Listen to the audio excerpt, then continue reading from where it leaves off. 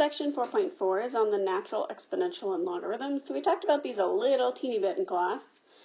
E is a special constant. It's actually an irrational constant because it goes on infinitely. It allows us to just define this exponential growth and decay for continuously variable functions. So it's sort of this very special number that allows us to talk about continuously compounded growth or continuously compounded decay. E is specifically 2.718281828459 and so forth. But luckily it's in your calculator, so that's going to save you some trouble.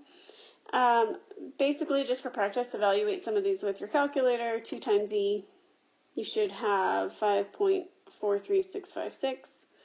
E squared should be about 7.38906.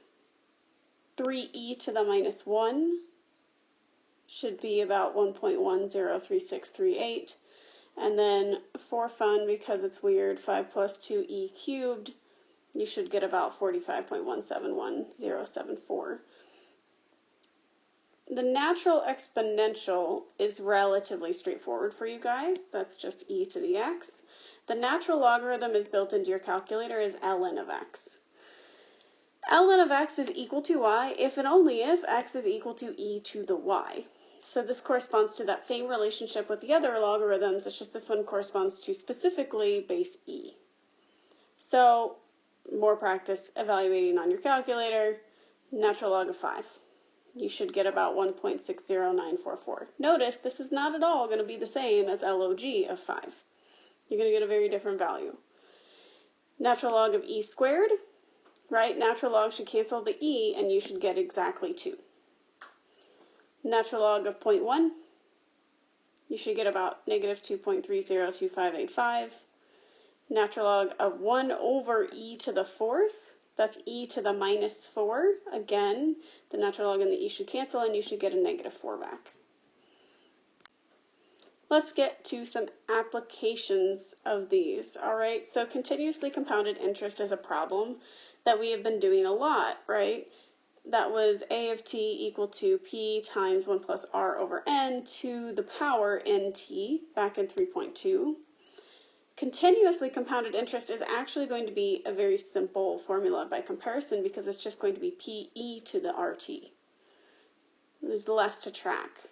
It's a much simpler form. So if we wanted to determine the compound interest for a deposit of $3,000 in a high interest account that accrues 4% interest per year, using our previous model for daily, and compare that with our new model for continuously compounded, what is the difference in the interest after 10 years? So our old model was P, I'll call A1, and that is P times 1 plus R over N to the NT. And since it's daily, then N is 365. So 3,000 times 1 plus 0.04 over 365 to the 365 times T. T is 10 years, so that's this value here. If you simplify that expression, you get $4,475.38. Now remember, this is the total balance, not the interest, but we can at least see the difference in the balances. So continuously compounded is going to be just, we'll call that E2, PE to the RT. So 3,000 E to the 0.04 times 10, which gets us $7,030.14.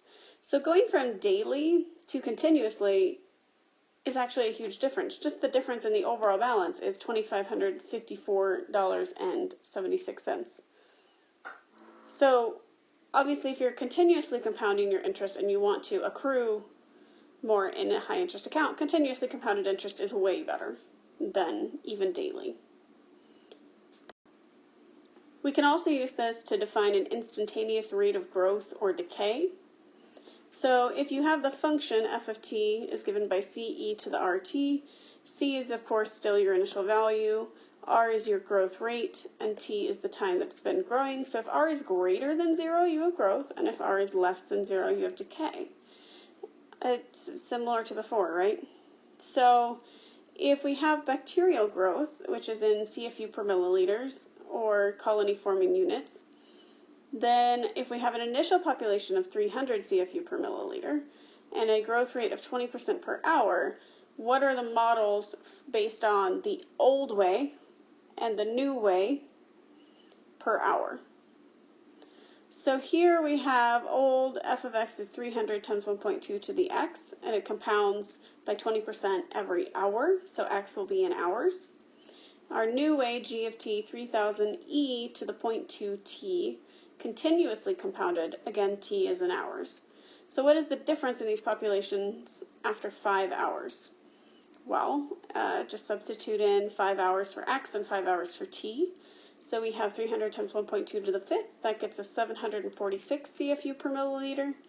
Whereas if it's continuously growing at that rate, then we will have 815 CFU per milliliter. So that's a difference of 69 colony forming units per milliliter. That's a pretty noticeable difference. Again, it's similar to that other example we had in class where it was about 9%, but it's a significant difference. So continuously compounded, it opens up a whole new world kind of for how quickly things are exponentially increasing or decreasing. So please let me know if you have any questions.